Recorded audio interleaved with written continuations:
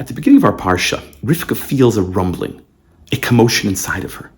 Vayidrotzu habanim bekirba. The children agitated within her. No, these were not Braxton Hicks contractions. It wasn't early labor, but rather a foreshadow of two unique personalities that would emerge, two unique identities, two nations. There's a famous midrash cited by Rashi that when Rivka would pass by a house of idolatry, Esav would move about and try to run towards it. But when Rivka would pass by the yeshiva of Shem and Aver, Yaakov would move about and try to run towards it. Even in utero, Yaakov wanted to study in the yeshiva of Shem and Aver. Finally, when Yaakov is forced to flee his home, trying to account for some 14 years that are seemingly missing from the life of Yaakov, Rashi explains that Yaakov spent another 14 years studying in the yeshiva of Shem and Aver. The yeshiva of Shem and Aver is so central to Yaakov's life. It almost sounds like Yaakov was the first Kollel guy. But what was the yeshiva of Shem and Aver? And what did they teach in their yeshiva?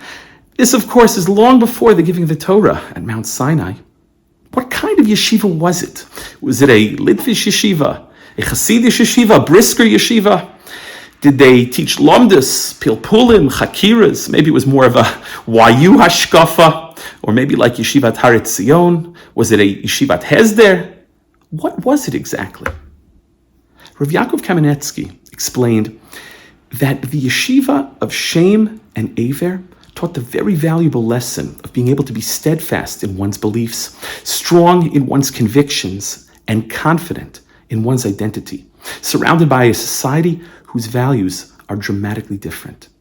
Shem, after all, lived during the generation of the flood, and Aver lived during the Tower of Babel. These two individuals maintained their values and beliefs amidst corrupt societies.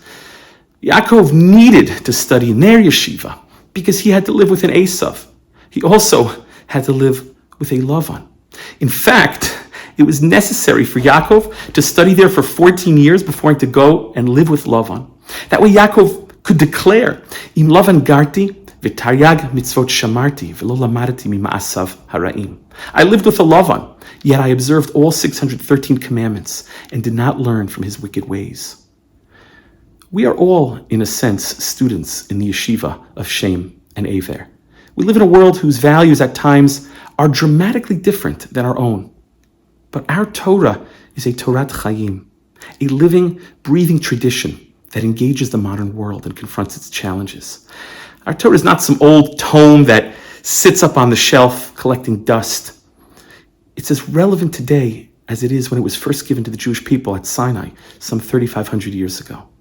And as students of Shem and Aver, we engage this modern world with all of its challenges, remaining true to our core values, steadfast in our beliefs, strong in our convictions, and confident in our identity.